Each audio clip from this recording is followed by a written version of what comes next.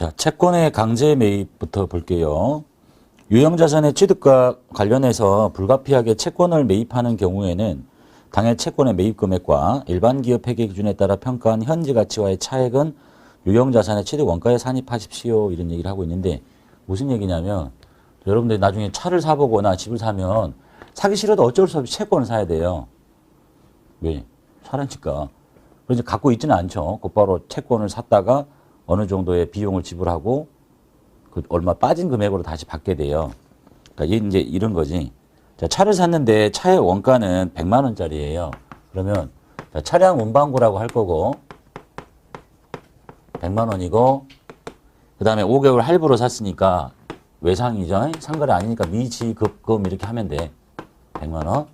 그런데 저 차를 사려면 어쩔 수 없이 채권을 하나 사야 된단 말이에요. 근데 이 채권은 기간이 길어요. 장기고 이자율도 굉장히 낮아.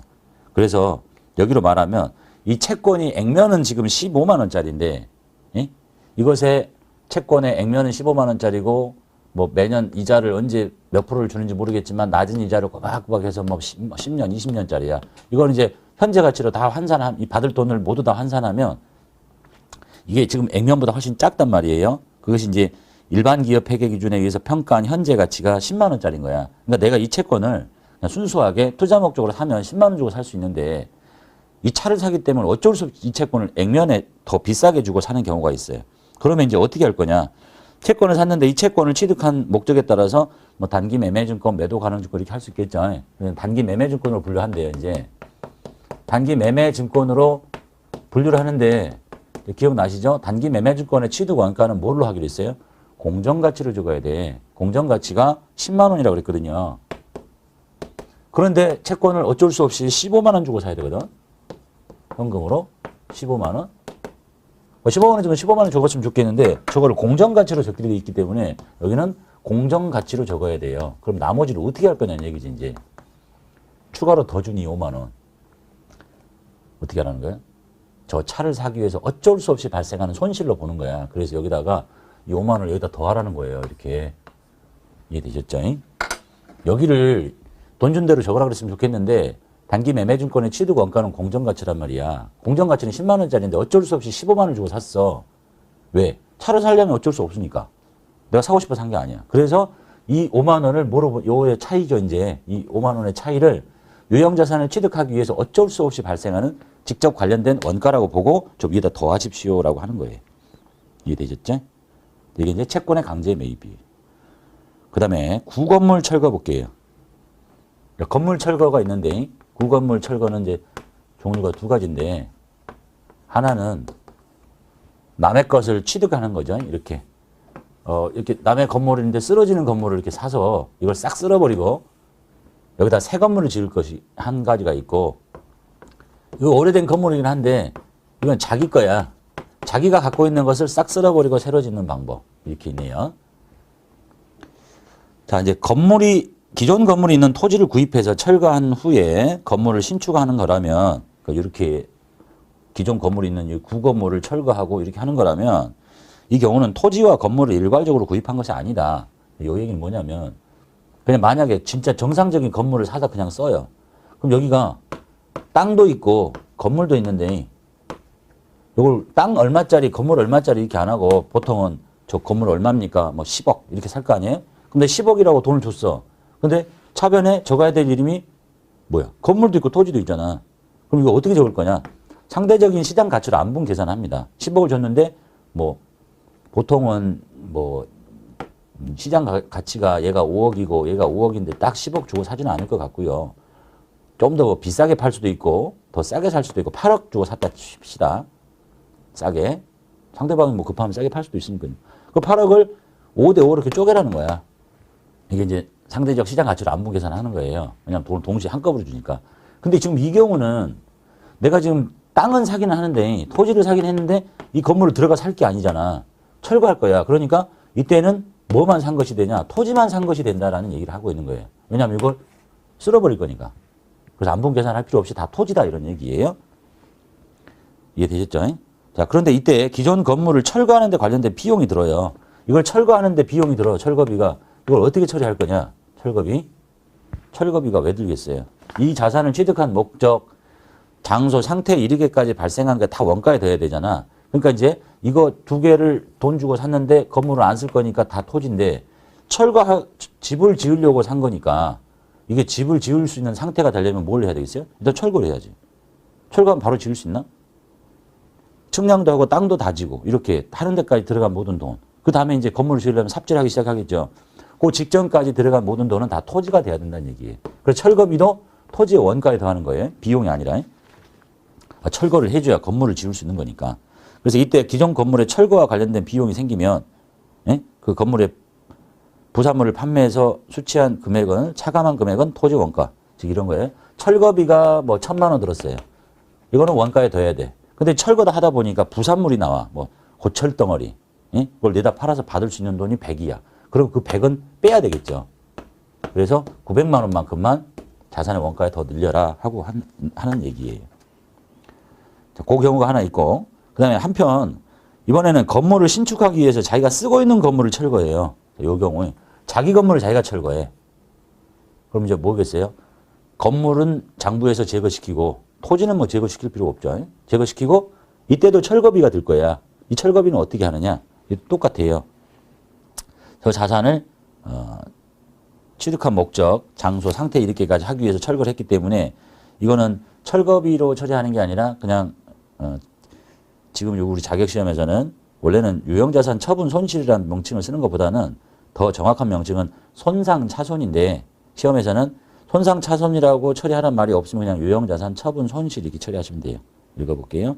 한편 건물을 신축하기 위해서 사용 중인 기존 건물을 철거하는 경우에는 그 건물의 장부 금액을 일단 제거하고 처분 손실로 반영하고 이때 발생한 철거 비용도 단기의 비용으로 처리하십시오. 뭐 철거비란 이런 명칭 별도로 쓰지 않고 그냥 유형자산 손상차손에다가 이라는 이름을 쓰거나 아니면 유형자산 처분 손실이라는 이름을 쓰거나 거기다 붙이라고 하는 얘기네요. 자, 읽어볼게요. 사례 볼게요. 구입하는 즉시 철거하고 신사옥을 건설할 목적으로 기존 건물이 있는 토지를 150만 원의 현금으로 취득합니다. 그럼 건물과 토지를 같이 산 게 아니고 그냥 토지만 산 거예요. 150만 원. 현금 주고 현금 150. 자, 그런데 이 추가로 철거 비용이 나가요. 현금으로 160. 그럼 이 철거비를 어떻게 할 건다고? 여기다 더해. 이렇게 비용 처리하는 게 아니라 이 토지를 취득한 목적이 뭐야? 집 지으려고 한 거니까 이걸 철거시켜야 집을 지을 수 있잖아요. 그래서 거기에 추가로 뭐가 더 붙을 수 있냐면 철거비 뭐 내다 팔아서 받을 수 있는 돈 빼고 그 다음에 뭐 토지를 땅을 다지는 정지 비용, 뭐 측량 비용 이런 게까지 다 토지 했다가 그 다음부터 이제 굴착 비용 있죠. 땅 파기 시작한 것부터는 건물이 돼야 돼. 자, 땅 파기 시작했다. 현금 나갔어요. 이때부터는 건물이라고 했어요. 뭐라고 해? 건물이 아니지. 바로 지어지는 게 아니잖아. 그러니까 건설 중인 자산으로 이렇게 해야 되겠죠. 그때부터 굴착 비용부터. 그 다음 2번. 본사 건물이 있는데요. 신축하기 위해서 동 건물을 완전히 철거시켜버립니다. 그리고 철거 비용이 나갔어요. 철거 시까지 감가상 고려하지 않는 걸로. 자, 그래서 본사 건물이 잡혀 있으니까 건물 쓰러뜨렸으니까 없애야 되잖아요. 장부에서 제거해야 되니까 건물의 취득 원가 제거하시고. 요거 좀 이해 안 되시면 처분 쪽 가서 배우시면 될 거고. 낮은 급수 배웠으면 이미 유형자산 처분하는 회계 처리는 배우셨을 거니까 일단 이해 안 되면 그냥 넘어가시면 돼요. 자, 건물의 취득 원가 제거하고 그 다음에 반대쪽에 이것에 딸려있는 식구인 감가상각 누계액을 제거합니다. 그러면 장부에서 깨끗하게 지워지는 거예요. 건물 철거했으니까. 그러면 60. 철거비 일단 없다 치고. 그게 어떻게 된 거죠? 건물을 쓰러뜨려 버리잖아. 뭐 돈 받는 것도 없죠. 그때 이때 쓰는 가장 정확한 명칭은 유형자산 손상차손인데 자격시험에서는 아무 말이 없으면 그냥 처분 손실로 하도록 하고 있네요. 구체적으로 손상차손 쓰라고 하면 쓰고 유형자산 처분 손실 내다 판 건 아니지만 6, 7, 8 20만 원 이렇게 원 명칭은 손상차손이 맞는데 특별한 말이 없으면 그냥 유형자산 처분 손실 쓰시고. 자, 그런데 이제 철거 비용이 나가요. 현금으로 저걸 철거하는데 돈이 또 건물을 쓰러뜨려야 되니까 철거 비용이 5만 원 나갔어. 이것도 뭐라고 줘야 되나? 철거비 하지 말고 그냥 여기 유형자산 처분 손실에다가 묶어라 이런 얘기입니다. 그래서 25만 원이 처분 손실 또는 손상차손이 되도록 하시라는 얘기네요.